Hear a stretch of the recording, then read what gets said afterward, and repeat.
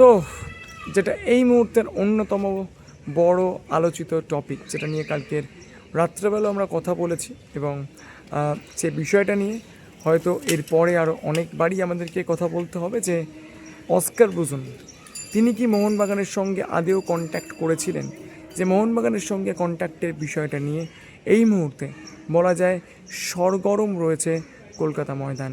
তো আদেও কি অস্কার ব্রুজেন মোহনবাগানের সঙ্গে কথা বলেছেন?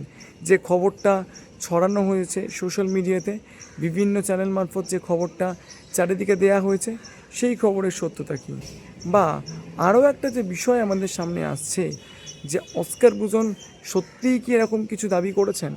কয়েকটা স্পেসিফিক উদাহরণস্বরূপ আপনাদেরকে যদি বলি, তো কাল থেকে আমরা যে কথাটা শুনছি, অস্কার ব্রুজেন নাকি 30%, 40%, 50% বেশি কিছু দাবি করেছেন, তিনি নাকি 7টা ফরেনারের গল্প দাবি করেছেন, এরকম বিভিন্ন ধরনের গল্প রয়েছে। তো আপনারা হয়তো নিশ্চয়ই জানবেন যে এই যে আইএসএল নিয়ে এই মুহূর্তে যে টালবাহানা চলছে, সেই টালবাহানার মধ্যে ইস্টবেঙ্গল এমন একটা ক্লাব যারা কিন্তু সওয়াল করেছিল বিদেশিদের সংখ্যা কমানোর ব্যাপারে। অর্থাৎ ইস্টবেঙ্গলই কিন্তু বলেছিল যাতে সামনের মরশুম থেকে বিদেশির সংখ্যা 4 করা হয়, এবং সেখানে যাতে 3 জন বিদেশিকে মাঠে ফিল্ড করা যায়, যাতে ভারতীয় প্লেয়াররা আরও বেশি এক্সপোজার পায়। এটা কিন্তু ইস্টবেঙ্গলের বক্তব্য ছিল।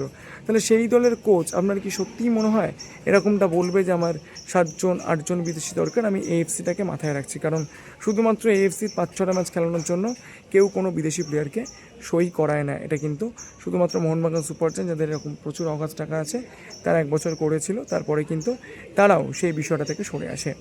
অন্যদিকে যে মার্কেট ভ্যালুর কথা বলা হচ্ছে, যে 30%, 40%, 50%, 60% টাকা বাড়ানোর কথা বলা হয়েছে, আপনার কি মনে হয় এটা কি এই মার্কেটে সত্যি রিলেভেন্ট?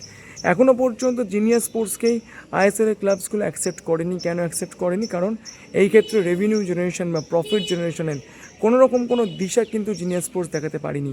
তো এইরকম একটা সিচুয়েশানে আপনারা একটু ভাবুন তো, যদি আজকের ইস্টবেঙ্গলের বাজেট 30%, 40% বাড়াতে হয়, সেই ক্ষেত্রে ইস্টবেঙ্গলের বাজেট কিন্তু মোহনবাগান সুপার জায়ান্টের বাজেটকেও কোথাও না কোথাও গিয়ে কিন্তু ছাপিয়ে যাবে।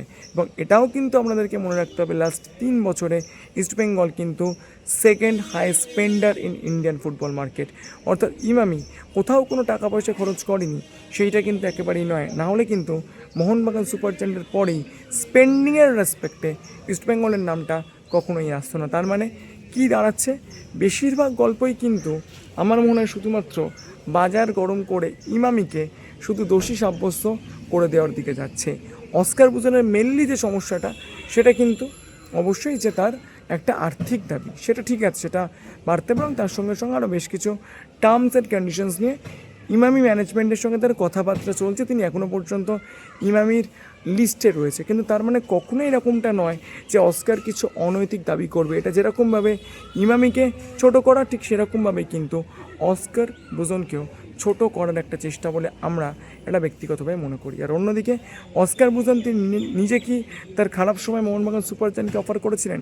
এবং এটা কিন্তু অবশ্যই আপনারা জানেন যে মোহনবাগান সুপার জায়ান্টেরই একটি বড় চ্যানেল থেকে এটা স্প্রেড করা হয়েছিল, যে অস্কার ব্রুজেন তিনি নাকি নিজে এই বছর, অর্থাৎ 2026 সালের জানুয়ারি মাসে তিনি নিজে হিমসেলফ অফার করেছিলেন মোহনবাগান সুপার জায়ান্টকে।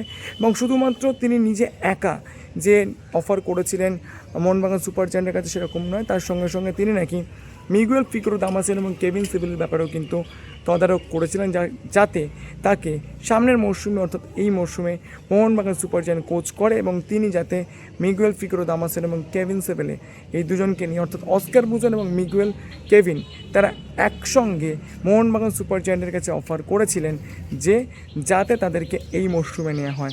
আমি বলবো এটা অলিক কল্পনা ছাড়া কিছুই নয়। ইস্টবেঙ্গল ছাড়া আইএসএলের বেশ কয়েকটা ক্লাবের সঙ্গে অস্কার ব্রুজেনের কথা হয়েছে, ইন্দোনেশিয়া ক্লাবের সঙ্গে কথা হয়েছে, বাট স্টিল নাও এখনও পর্যন্ত অস্কার ব্রুজেনের সঙ্গে মোহনবাগান সুপার জায়ান্টের কোনো কথা হয়নি। ফার্দার ভবিষ্যতে হতেই পারে, সেটা অন্য ব্যাপার, বাট এখনও পর্যন্ত অস্কার ব্রুজেনের সঙ্গে কিন্তু মোহনবাগান সুপার জায়ান্টের কোনো কথা হয়নি। মিগুয়েল এবং কেভিন সিভিলের এজেন্টসরা তারা মোহনবাগান সুপার জায়ান্টের সঙ্গে কথা বলেছে। আশা করি এই বিষয়গুলো এবার আপনারা বুঝতে পেরেছেন। আমাদের কিন্তু সবসময় সঠিক তথ্যটাকে সামনে নিতে হবে, এবং যে ঘটনাগুলো সত্যিই ঘটছে সেগুলোকেই কিন্তু আমাদেরকে গুরুত্ব সহকারে বিবেচনা করতে হবে। তো ভিডিওটা এই পর্যন্তই ছিল। যদি ভিডিওটা ভালো লাগে তাহলে অবশ্যই লাইক করবেন, শেয়ার করবেন, চ্যানেলটাকে সাবস্ক্রাইব করতে ভুলবেন না। Thank you so much to all of you.